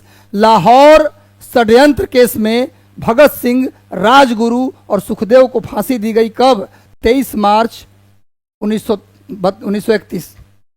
23 मार्च 1931 को भगत सिंह, राजगुरु और सुखदेव को लाहौर के सेंट्रल जेल में जेल के नियम कानून के खिलाफ जाकर फांसी दी गई, और जेल के दरवाजे तोड़कर गलत तरीके से उनको जलाया गया। तो भगत सिंह, राजगुरु और सुखदेव को जेल के नियमों को ताक पर रखते हुए गलत तरीके से फांसी दी गई, और सब कुछ तो गलत हो ही रहा था। 23 मार्च 1931 को भगत सिंह राजगुरु सुखदेव को किस मामले में फांसी हुआ? लिखो, लाहौर षड्यंत्र केस। खैर आगे आइए, नेक्स्ट आ जाओ, इसका स्क्रीनशॉट ले लो गुरु, कहीं भूलने वाली बात नहीं है। नील की खेती करने वालों के विरुद्ध विद्रोह को प्रदर्शित करने वाले नाटक नील दर्पण के लेखक कौन थे? मैं बता दूं कि तिनकठिया पद्धति बाद में आया था। पहले था कि 1 बीघा में होता है 20 कट्ठा। 1 बीघा में क्या होता है जी? 20 कट्ठा। 20 कट्ठा में पहले था कि 5 कट्ठा में नील की खेती होगा। पचकठिया था पहले, तिनकठिया नहीं था। 1867 से पहले क्या था? पचकठिया था। 67 के बाद हुआ क्या? तिनकठिया पद्धति। 2 कट्ठा घटाया गया, यानी अपना जो 20 कट्ठा जमीन है 1 बीघा, उसमें कम से कम 5 कट्ठा में नील की खेती करना है। ये पूरे बंगाल में लागू था, पूरे बंगाल में ये कानून लागू था। नहीं कीजिएगा तो टैक्स दीजिए एक्स्ट्रा। तब बंगाल में एक विद्रोह हुआ 1859-60 में इसी नील की खेती के खिलाफ। 1859-60 में एक विद्रोह हुआ जिसका नाम था नील विद्रोह। जिसका नाम क्या था? नील विद्रोह। नोट कर लीजिए, नील विद्रोह। नील की खेती के खिलाफ बंगाल में एक विद्रोह हुआ जिसका नाम था नील विद्रोह। इसी विद्रोह के दौरान एक किताब लिखी गई जिसका नाम था नील दर्पण। नील दर्पण नाम की किताब लिखी गई। कहाँ गया जी? अच्छा, ये दूसरा आ गया। ये तो अगला क्वेश्चन आ गया ना जी, पीछे यही क्वेश्चन था। खैर, नील दर्पण नामक किताब कब लिखा गया? तो नील विद्रोह के दौरान, 1859-60 के दौरान। लिख लो, नील दर्पण कब लिखा गया? इस किताब को लिखा गया 1859-60 में। लेखक कौन थे? तो दीन बंधु मित्र। लेखक थे दीन बंधु मित्र। और नील आंदोलन कहाँ हुआ? नील विद्रोह कहाँ हुआ? तो 1859-60 में बंगाल में हुआ। किसके खिलाफ? 1 बीघा में 5 कट्ठा में नील की खेती होती थी। इसी विद्रोह के बाद 5 कट्ठा के बदले घटाकर 3 कट्ठा कर दिया गया, तिनकठिया, जो बाद में चंपारण सत्याग्रह के बाद खत्म हुआ था। खैर, तो लिख लो, नील दर्पण कब लिखा गया? तो नील विद्रोह के समय लिखा गया। सॉरी, नील विद्रोह के समय लिखा गया। नील विद्रोह के समय लिखा गया। कौन लेखक थे? दीनबंधु मित्र। नोट कीजिए, अब समझ गए। नील दर्पण किताब 1859-60 में लिखा गया। उस समय कौन सा विद्रोह हुआ? नील विद्रोह 1859-60 में। कहाँ हुआ? बंगाल में। और नील दर्पण के लेखक कौन थे? तो दीनबंधु मित्र थे। आगे आइए, निम्न में से कौन सा उपन्यास भारत के स्वतंत्रता सेनानियों के लिए प्रेरणा का स्रोत था? भारत के स्वतंत्रता सेनानी को किस उपन्यास से प्रेरणा मिला? मैं बताया था कि बंकिम चंद्र चटर्जी ने बंगला भाषा में एक उपन्यास लिखा, आनंद मठ। सन्यासी विद्रोह पर था वो। सन्यासी विद्रोह पर आधारित एक उपन्यास लिखा गया जिसका नाम था आनंद मठ। आनंद मठ का विषय पूछा जाए क्या था? तो सन्यासी विद्रोह। आनंद मठ किस भाषा में? तो बंगला भाषा में। वंदे मातरम किससे लिया गया? तो आनंद मठ से ही लिया गया। नोट कर लीजिए, लेखक कौन थे? बंकिम चंद्र चट्टोपाध्याय। तो भैया, आनंद मठ उपन्यास था, वो भारतीय स्वतंत्रता आंदोलन में जो सेनानी थे उनको प्रेरणा देता था। तो आनंद मठ उपन्यास सन्यासी विद्रोह पर लिखा गया, बंगला भाषा में लिखा गया। किसने लिखा? बंकिम चंद्र चट्टोपाध्याय। चलिए नेक्स्ट आइए, वीडियो को स्पीड बढ़ा के बार बार सुनिएगा, बहुत फायदा होने वाला है। 1930 में चटगांव सरकारी शस्त्रागार को किसने लूटा?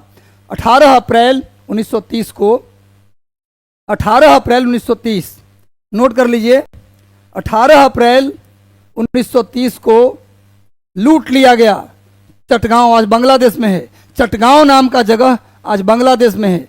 चटगांव शस्त्रागार को लूटा गया। चटगांव शस्त्रागार को अप्रैल 1930 में लूट लिया गया। पूरे जितना बंदूक था, असला था, सब लूटपाट के ले गए। और लूट में शामिल मेन नेता कौन थे? तो मास्टर सूर्य सेन।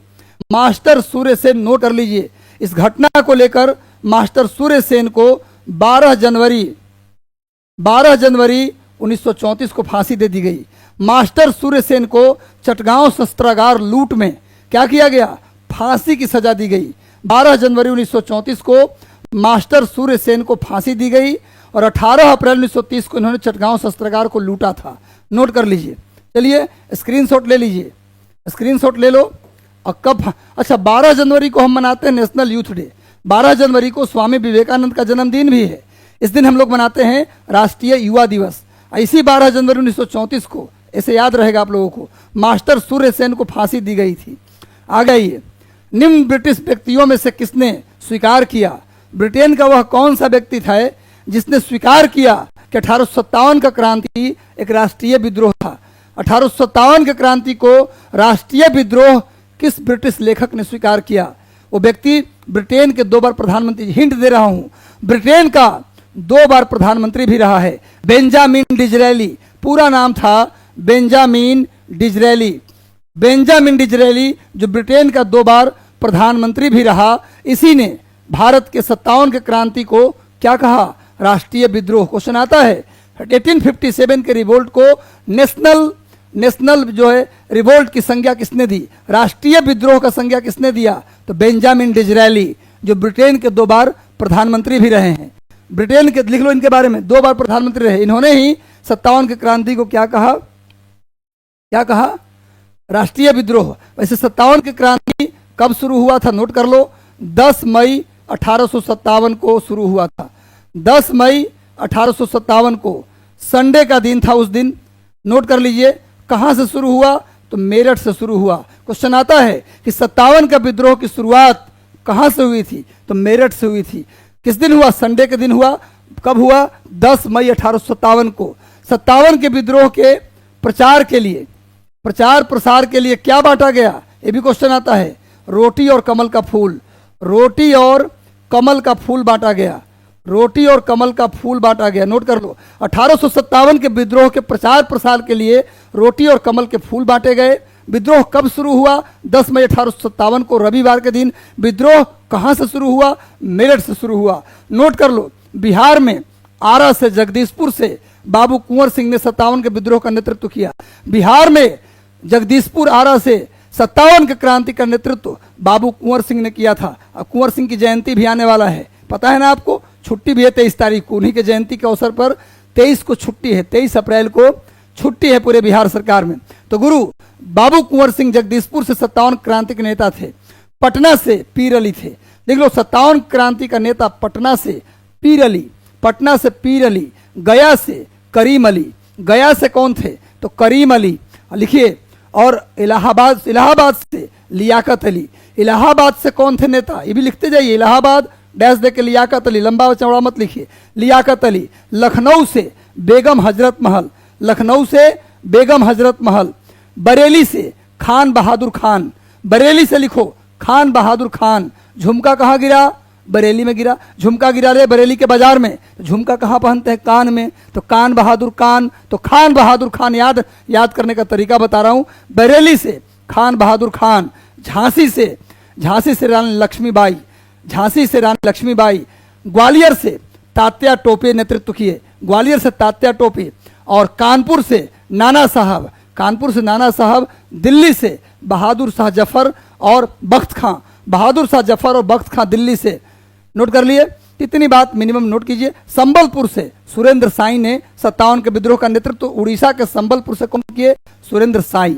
चलिए, इतना बात याद रखिए, बहुत है। और डिज़रेली ने इस विद्रोह को क्या कहा? राष्ट्रीय विद्रोह कहा। वही डिज़रेली जो ब्रिटेन के 2 बार प्रधानमंत्री रहा है। अब प्रचार प्रसार के लिए क्या बांटा गया? रोटी कमल के फूल। कहां से शुरू हुआ विद्रोह? मेरठ से। कब शुरू हुआ? 10 मई को। बस इतना बात याद रखिए, हो जाएगा। आगे आइए, नेक्स्ट। एक सवाल नहीं छूटेगा गुरु।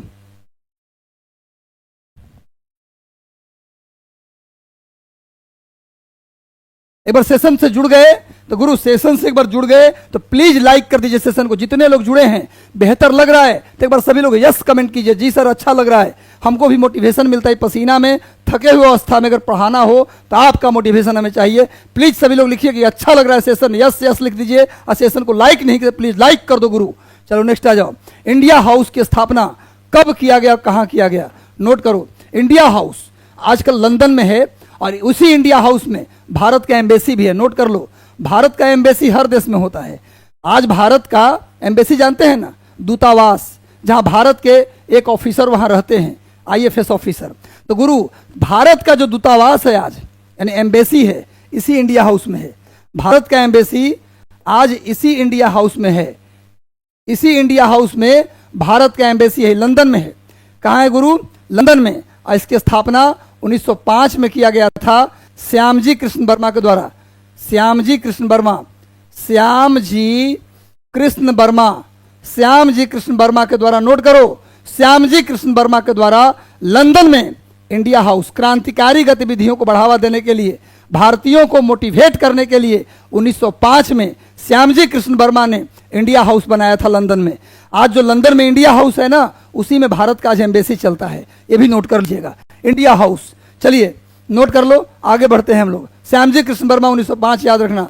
लाहौर षड्यंत्र केस में किसके विरुद्ध दर्ज किया गया? लाहौर, अभी बताया हूं, लाहौर षड्यंत्र केस में फांसी दी गई 3 लोगों को, भगत सिंह, राजगुरु, सुखदेव। लाहौर में बम फेंकने के आरोप में, बम फेंकने के आरोप में, असेंबली पर बम, याद रखिए 8 अप्रैल 1929 को, लिखो नोट करो, 8 अप्रैल 1929 को दिल्ली के असेंबली पर भगत सिंह ने बम फेंका। भगत सिंह ने दिल्ली असेंबली पर बम फेंका। एक बिल पास हो रहा था जिसका नाम था पब्लिक सेफ्टी बिल, नोट कर लीजिए, पब्लिक सेफ्टी बिल चल रहा था। ये बिल एक था कि जितने भारतीय नेता हैं उनको हम देंगे सुरक्षा। अंग्रेजों का प्लान था कि भारत के जितने बड़े नेता हैं उनको हम सुरक्षा देंगे। और सुरक्षा देना मकसद नहीं था, पता है, सुरक्षा के नाम पर अपना आदमी लगा देंगे पीछे पीछे उन नेताओं के पीछे, ताकि सब प्लान पता चलते रहे कि वो लोग क्या करने वाला है। तो अंग्रेजों की चाल थी, सुरक्षा देना मकसद नहीं था। ये बात भगत सिंह जानते थे कि पगला रहा है, बिल न पास होने देंगे। यही बिल पास हो रहा था असेंबली में। ऐसी बिल पास होने के दौरान भगत सिंह ने बम फेंके। वो बम आंसू गए था एक तरह से, वो किसी का नुकसान करने के लिए नहीं फेंके थे, खाली बिल पास न हो इसके लिए फेंक दिए थे। तो भगत सिंह ने, लिख लो, 8 अप्रैल 1929 को असेंबली पर बम फेंका था। क्लियर है? लाहौर षड्यंत्र केस में इनको, लाहौर में मुकदमा चला और उस षड्यंत्र केस में भगत सिंह, राजगुरु और सुखदेव को फांसी दी गई। 23 मार्च 1931 को भगत सिंह, राजगुरु, सुखदेव को लाहौर सेंट्रल जेल में नियम कानून को ताक पर रखकर फांसी दी गई और जैसे तैसे जला दिया गया। ये तो स्थिति थी अंग्रेजों की, और वो अंग्रेज कहते हैं कि हम माफी दे दीजिए हमको। खैर, भगत सिंह ने 1926 में बनाया था भारत नौजवान सभा, लिख लो, भारत नौजवान सभा। भारत नौजवान सभा किसने बनाया? भगत सिंह। भगत सिंह ने एक किताब लिखी थी जिसका नाम था मैं नास्तिक क्यों हूं। मैं नास्तिक क्यों हूं, ये भगत सिंह का किताब था, नोट कर लीजिएगा।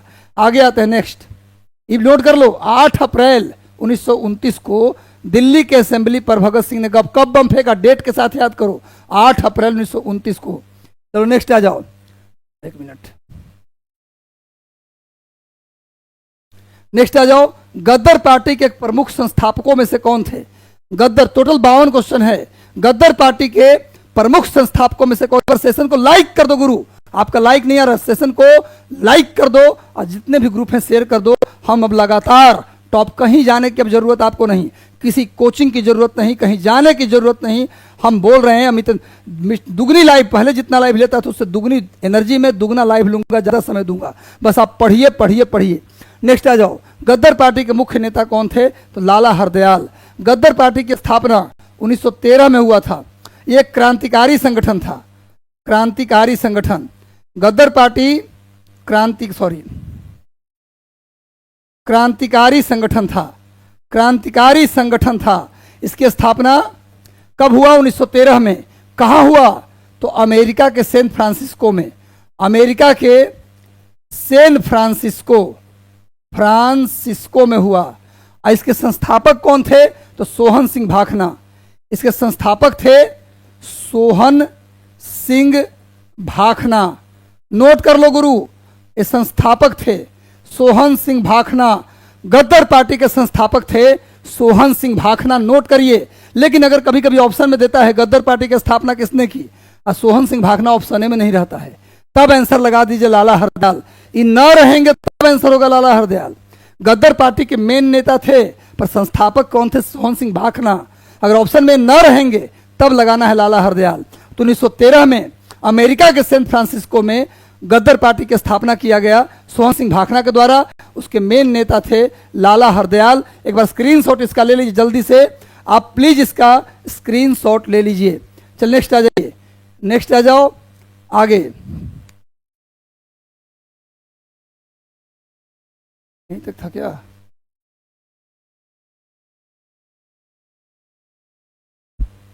एक सेकेंड, जरा देख लें, क्वेश्चन ही एंड हो जाएगा क्या?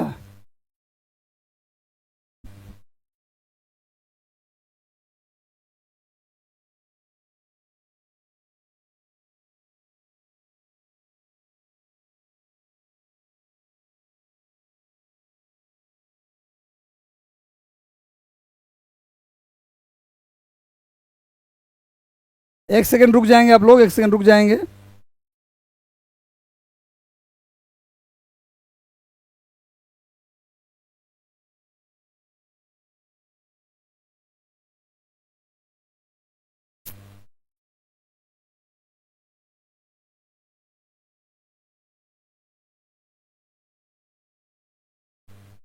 और क्वेश्चन था। नहीं मूव हो रहा है।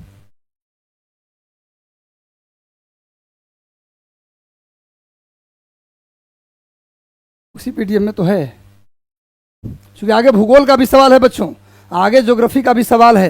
सेशन को लाइक कर दो गुरु, और याद और निकालता हूं क्वेश्चन, अच्छे से आप करते रहिए। सेशन को लाइक कर दीजिए, आगे भी सवाल है, मैं अभी आगे लाइव करूंगा आपका।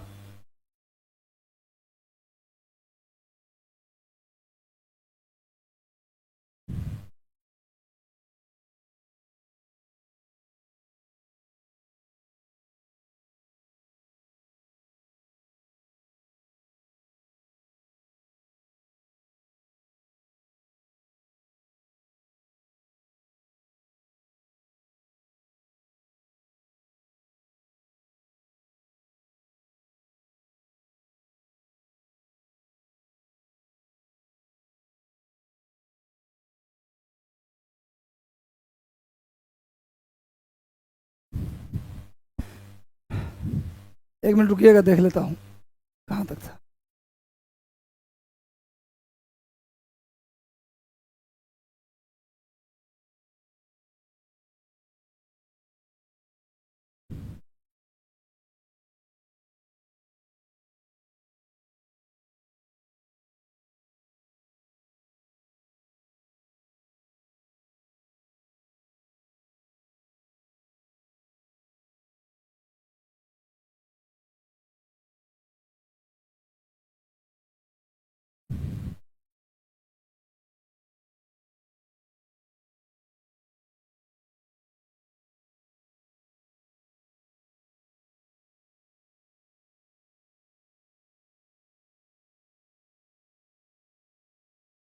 आ गया, हाँ चलिए हो गया, चलिए आ गया भाई। एक बार सेशन से जुड़े रहिए, कहीं जाइए मत, बस 2 मिनट का समय लगा, कुछ टेक्निकली फॉल्ट था। हरदयाल एक महान बुद्धिजीवी का संबंध किस आंदोलन से था? अभी बताया हूं, लाला हरदयाल का संबंध किस आंदोलन से था? लाला हरदयाल किससे? एक बार सेशन को लाइक कर दो गुरु, टिके रहो, अभी बहुत बेहतरीन सवाल आपके साथ आने वाला है भाई। लाला हरदयाल गद्दर आंदोलन, अभी बताया हूं, गद्दर आंदोलन संबंधित थे। आगे आ जाओ नेक्स्ट। वर्ष 1914 में भारतीय राष्ट्रीय दल की जर्मनी की राजधानी बर्लिन में किसने स्थापना की? जर्मनी की राजधानी बर्लिन किसकी राजधानी है? जर्मनी की राजधानी है बर्लिन। जर्मनी की राजधानी कहाँ है गुरु? बर्लिन। और बर्लिन किस नदी के किनारे है? स्प्री, लिख लो। जर्मनी की राजधानी बर्लिन स्प्री नदी के किनारे है। भारत की राजधानी दिल्ली यमुना के किनारे है। इंग्लैंड की राजधानी लंदन टेम्स नदी के किनारे है। अमेरिका की राजधानी वाशिंगटन डीसी हडसन नदी के किनारे, हडसन नहीं कहिए, पोटामैक नदी के किनारे है। अमेरिका की राजधानी वाशिंगटन डीसी पोटामैक नदी के किनारे है। इंग्लैंड की राजधानी लंदन टेम्स नदी के किनारे है। जर्मनी की राजधानी बर्लिन स्प्री नदी के किनारे है।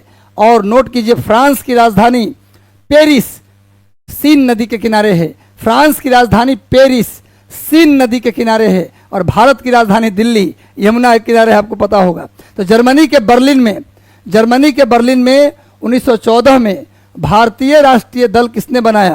क्वेश्चन आ रहा है किसने बनाया? तो चंपकरण पिल्लई। चंपकरण पिल्लई ने भारत एक क्रांतिकारी संगठन था। ये भी क्या था गुरु? तो क्रांतिकारी संगठन था। तो भाई क्रांतिकारी संगठन भारतीय राष्ट्रीय दल की स्थापना बर्लिन में चंपकरण पिल्लई ने किया 1914 में। जर्मनी की राजधानी बर्लिन किस नदी के किनारे है? स्प्री नदी के किनारे। अमेरिका की राजधानी वॉशिंगटन डीसी किस नदी के किनारे है?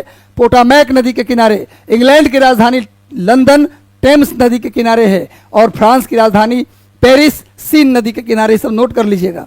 चलिए नेक्स्ट आते हैं। अगला सवाल शायद है, हाँ आ गया, भूगोल। विश्व की सबसे बड़ी मूंगा की चट्टान जिनका नाम है ग्रेट बैरियर रीफ। विश्व की सबसे बड़ी मूंगा की चट्टान, उसका नाम क्या है जी? Great Barrier Reef. नोट कर लो, कहां है भैया? क्वेश्चन पूछ रहा है ग्रेट बैरियर रीफ कहां है? ग्रेट बैरियर रीफ पूछ रहा है कहां है, जल्दी बताओ। ग्रेट बैरियर, दुनिया की सबसे बड़ी मूंगा की चट्टान ग्रेट बैरियर रीफ कहां है? तो ऑस्ट्रेलिया में है। नोट कर लो। ऑस्ट्रेलिया में भी कहां है? तो ऑस्ट्रेलिया के उत्तर पूरब में है। नोट कर लो, ऑस्ट्रेलिया के उत्तर पूरब, यहीं पर ग्रेट बैरियर रीफ है। ग्रेट बैरियर रीफ ऑस्ट्रेलिया के उत्तर पूरब में है, यहाँ है, यही है ग्रेट बैरियर रीफ। दुनिया की सबसे बड़ी मूंगा की चट्टान, दुनिया की सबसे बड़ी परवाल भित्ति। नोट करो, दुनिया की सबसे बड़ी कोरल रीफ, परवाल भित्ति, मूंगा की चट्टान कहाँ है जी? तो ऑस्ट्रेलिया के नॉर्थ ईस्ट में है।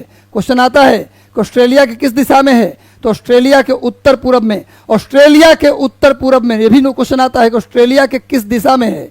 तो ऑस्ट्रेलिया के उत्तर पूरब में ग्रेट बैरियर रीफ है, जो दुनिया की सबसे बड़ी परवाल भित्ति है। ऑस्ट्रेलिया के बारे में बता दूं तो ऑस्ट्रेलिया में जो मरुस्थल है, ऑस्ट्रेलिया में जो डिजर्ट है, उसका नाम है, लिखिए, उसका नाम है Great Victoria Desert. Great Victoria Desert, Victoria मरुस्थल। ऑस्ट्रेलिया के मरुस्थल का नाम क्या है? ग्रेट विक्टोरिया मरुस्थल। ऑस्ट्रेलिया के मरुस्थल का एक और नाम है ग्रेट सैंडी मरुस्थल। ग्रेट सैंडी मरुस्थल। ऑस्ट्रेलिया के जो मरुस्थल, उसका एक और नाम है ग्रेट गिब्बन मरुस्थल। गिब्बन मरुस्थल, ग्रेट गिब्बन मरुस्थल। ऑस्ट्रेलिया में जो मरुस्थल है, उसका एक और नाम है सिम्पसन मरुस्थल। सिम्पसन मरुस्थल। तो नोट कर लो, ये सारे के सारे मरुस्थल, ये सारे के सारे डिजर्ट। इंडिया में जो मरुस्थल है, उसका नाम है थार, ये राजस्थान में है। भारत के जो मरुस्थल है, मरुभूमि है, उसका नाम है रेगिस्तान है। कहाँ है? राजस्थान के अंदर है। लेकिन जो सिम्पसन मरुस्थल है, ग्रेट विक्टोरिया मरुस्थल है, सैंडी मरुस्थल है, गिब्बन मरुस्थल है, सब के सब ऑस्ट्रेलिया में है। नोट कर लीजिए। और ऑस्ट्रेलिया में एक जगह है कालगुरली, लिख लो भैया, कालगुरली। सोना के लिए, गोल्ड के लिए प्रसिद्ध है। गोल्ड यानी सोना के लिए प्रसिद्ध है, लिख लो। ऑस्ट्रेलिया, क्वेश्चन आया हुआ है बिहार में। कालगुरली, ऑस्ट्रेलिया का कालगुरली किसके लिए जाना जाता है? तो गोल्ड के लिए जाना जाता है, से गोल्ड मिलता है। और बिहार में जमुई, जमुई में भी सोना मिला है जी। बिहार के जमुई में भारी सोना होने का भंडार होने का संभावना है। तो गुरु, ऑस्ट्रेलिया के कालगुरली में भी गोल्ड मिला है। और लिख लो, ऑस्ट्रेलिया की सबसे लंबी नदी, ऑस्ट्रेलिया की सबसे लंबी नदी लिखो, मर्रे डार्लिंग नदी। मर्रे डार्लिंग नदी, मर्रे डार्लिंग नदी लिखो। ऑस्ट्रेलिया की सबसे लंबी नदी, पूरे दुनिया की नहीं बोल रहा हूं, ऑस्ट्रेलिया की सबसे लंबी नदी मर्रे डार्लिंग। पूरे दुनिया की सबसे लंबी नदी है नील। पूरे दुनिया की सबसे बड़ी नदी पूछे तो अमेजन। पूरे दुनिया की सबसे बड़ी नदी अमेजन, और लंबी नदी पूछे तो नील। ये दोनों याद रखो, दुनिया की लंबी नदी तो नील, और दुनिया की बड़ी नदी तो अमेजन। लेकिन ऑस्ट्रेलिया की लंबी नदी तो मर्रे डार्लिंग नदी। नोट कर लीजिए। और ऑस्ट्रेलिया की सबसे बड़ी झील आयर झील। ऑस्ट्रेलिया की सबसे बड़ी झील तो लिख लो आयर झील। ऑस्ट्रेलिया की सबसे बड़ी झील कौन सी है? तो आयर झील। इतनी बात याद रखिए। एक लाइन और याद कर लो, ऑस्ट्रेलिया में 6 राज्य हैं। जैसे भारत में 28 राज्य है ना, उसी तरह ऑस्ट्रेलिया में कितने राज्य हैं? 6 राज्य हैं। 6 नोट कर लो। चलिए इसका स्क्रीनशॉट लीजिए, मुझे लगता है कि याद हो गया होगा। ऑस्ट्रेलिया में कौन कौन सा मरुस्थल है? Great Victoria, Gibbon, Simpson, Sandy मरुस्थल, लंबी नदी मर्रे डार्लिंग। ऑस्ट्रेलिया में जो घास मिलता है, उस घास का नाम भी लिख लो। ऑस्ट्रेलिया में जो घास मिलता है, उस घास का नाम है डाउन्स। डाउन्स घास, घास का नाम लिख लो। ऑस्ट्रेलिया में मिलने वाला घास का नाम है डाउन्स घास। एक बार स्क्रीनशॉट इसका ले लीजिए, जल्दी से इसका स्क्रीनशॉट लीजिए। और सेशन को अभी तक लाइक नहीं किए तो प्लीज लाइक कर दो गुरु। आगे आओ। यूरोप की, कहाँ गया? यूरोप की सबसे लंबी नदी कौन सी है? जल्दी बताओ। ये सारी नदी यूरोप की है, ये सारी नदियां यूरोप की हैं। तो यूरोप की सबसे लंबी नदी है वोल्गा। यूरोप की सबसे लंबी नदी कौन है गुरु? वोल्गा। और यूरोप की दूसरी सबसे लंबी नदी कौन सी है? डैन्यूब। यूरोप की सबसे लंबी नदी वोल्गा, यूरोप की सबसे लंबी नदी वोल्गा, यूरोप की दूसरी सबसे लंबी नदी डैन्यूब। डैन्यूब नदी ये गिरती है काला सागर में। कहाँ गिरती है? काला सागर में। अब वोल्गा नदी ये गिरती है कैस्पियन सागर में। कैस्पियन सागर लिख लो। वोल्गा नदी कैस्पियन सागर में गिरती है और डैन्यूब नदी काला सागर में गिरती है। डैन्यूब नदी कहाँ गिरती है? काला सागर में। और वोल्गा नदी कैस्पियन सागर में। वोल्गा यूरोप की सबसे लंबी नदी है और डैन्यूब यूरोप की दूसरी सबसे लंबी नदी है। चलिए इसका स्क्रीनशॉट ले लीजिए, इसका स्क्रीनशॉट लीजिए, आगे आइए। नेक्स्ट आ जाओ। एशिया और उत्तरी अमेरिका को कौन अलग करता है? इनमें से कौन सा स्ट्रेट है वो अलग करता है अमेरिका को एशिया से? देखिए बास जो है ना वो अलग करता है ऑस्ट्रेलिया को तस्मानिया से। ऑस्ट्रेलिया को किससे? नोट कर लो, तस्मानिया से अलग करता है। ऑस्ट्रेलिया को तस्मानिया से कौन अलग करता है? तो बास जलडमरू मध्य, बास स्ट्रेट अलग करता है ऑस्ट्रेलिया को तस्मानिया से। उसके बाद डोवर स्ट्रेट ये अलग करता है ब्रिटेन को फ्रांस से। ब्रिटेन को फ्रांस से अलग करता है, नोट कर लो, ब्रिटेन को फ्रांस से अलग करता है। कुक स्ट्रेट ये अलग करता है उत्तरी न्यूजीलैंड को दक्षिणी न्यूजीलैंड से। उत्तरी न्यूजीलैंड को दक्षिणी न्यूजीलैंड से। दक्षिण न्यूजीलैंड, उत्तरी न्यूजीलैंड को दक्षिण न्यूजीलैंड से कौन अलग करता है? कुक स्ट्रेट उत्तरी न्यूजीलैंड को दक्षिणी न्यूजीलैंड से अलग करता है। डोवर स्ट्रेट ब्रिटेन को फ्रांस से अलग करता है। बास स्ट्रेट ऑस्ट्रेलिया को तस्मानिया से अलग करता है ना? तो बताओ क्या आंसर हो गया? बेरिंग स्ट्रेट एशिया को उत्तरी अमेरिका से अलग करता है। बेरिंग स्ट्रेट एशिया को उत्तरी अमेरिका से अलग करता है। एक बार इसका स्क्रीनशॉट जल्दी से लीजिए स्क्रीनशॉट गुरु, ज्यादा नहीं, 15-20 मिनट और पेशेंस रखो। एक बार सेशन को लाइक कर दो गुरु, अच्छा लग रहा है तो मजा ला देंगे, टेंशन लेना नहीं है। बस अपने कमरे में बैठे रहिए, पढ़ाई को एक एंजॉय के रूप में लीजिए, सीखने के रूप में लीजिए, एकदम होगा सिलेक्शन। हिम्मत रखिए। देखो सिलेक्शन या किसी भी सफलता ये दो चीज पर निर्भर करता है। पहला सबसे इंपॉर्टेंट है खुद ऊपर विश्वास हमारा होगा। अगर खुद में विश्वास आ गया, पहला स्टेप यही है, आधा काम हो जाता है इतने से। और दूसरा है उसके अकॉर्डिंग मेहनत। विश्वास करना दुनिया कहने से नहीं है तुम्हारा हो जाएगा जी, इसे नहीं, खुद पे विश्वास कि मेरा होगा। और दूसरा मेहनत उसके अकॉर्डिंग कैसे नहीं होगा गुरु। चलो ग्रैंड कैनियन नदी पे है। ग्रैंड कैनियन दुनिया का सबसे पुराना कैनियन, ग्रैंड कैनियन एक कोलोराडो नदी पर है। ग्रैंड कैनियन कोलोराडो नदी पर है, नोट कर लीजिए। नेक्स्ट आइए आगे। विश्व के सभी भागों में 23 सितंबर को दिन रात बराबर होता है। 23 सितंबर को दिन रात की समान लंबाई को कहा जाता है। अच्छा सॉरी, 23 सितंबर को क्या बोलते हैं? सुनो, एक फोटो बनाते हैं, ध्यान से देखना, आज सारा डाउट क्लियर कर देंगे। आज सारा डाउट क्लियर। सुनो, 3 गो लाइन खींच लो, जल्दी से अपना कॉपी में बनाओ। 3 गो लाइन खींचो। यहाँ लिखो 21, यहाँ लिखो 21, 22, 23 नहीं,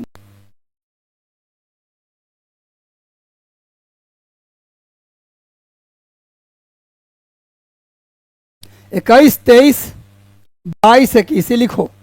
3 लाइन लिखो, 21, 23, 22, 21। यह 23.5 डिग्री नॉर्थ। आज सारा डाउट क्लियर। दुनिया में कब सबसे बड़ा दिन होता है और कब छोटी रात, आज के बाद नहीं भूलो गुरु।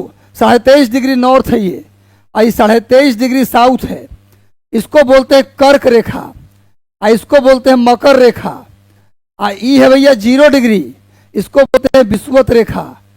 विषुवत रेखा नोट कर लो भाई, कर्क रेखा, मकर रेखा, विषुवत रेखा।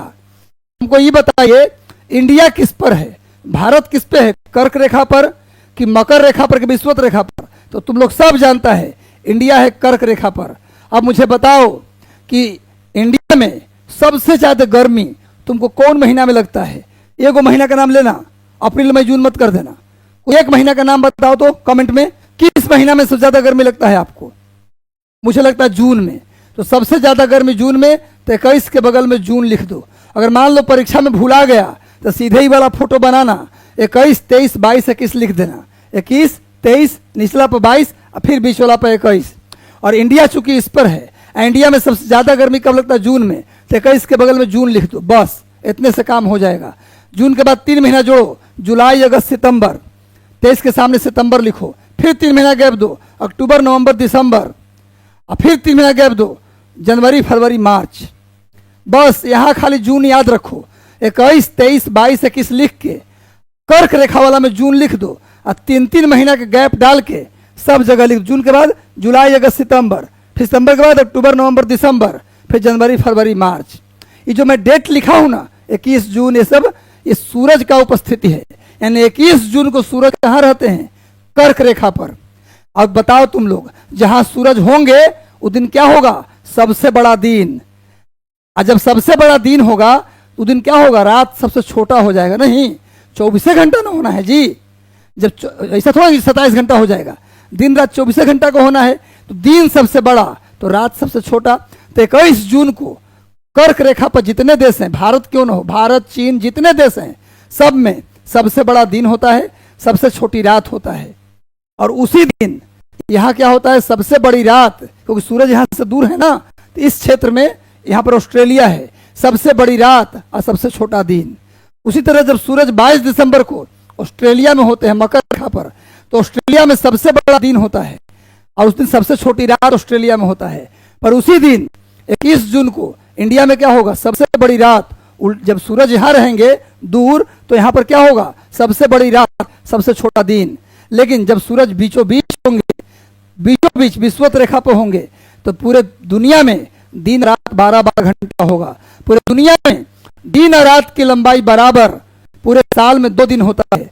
23 सितंबर को दिन रात बराबर होता है और 21 मार्च को भी दिन रात बराबर होता है। तो ये पूछ रहा है कि जब दिन रात बराबर होता है 23 सितंबर को, तो उसको क्या बोलते हैं? तो सुन लो, सितंबर महीना में क्या होता है? जाड़ा का दिन।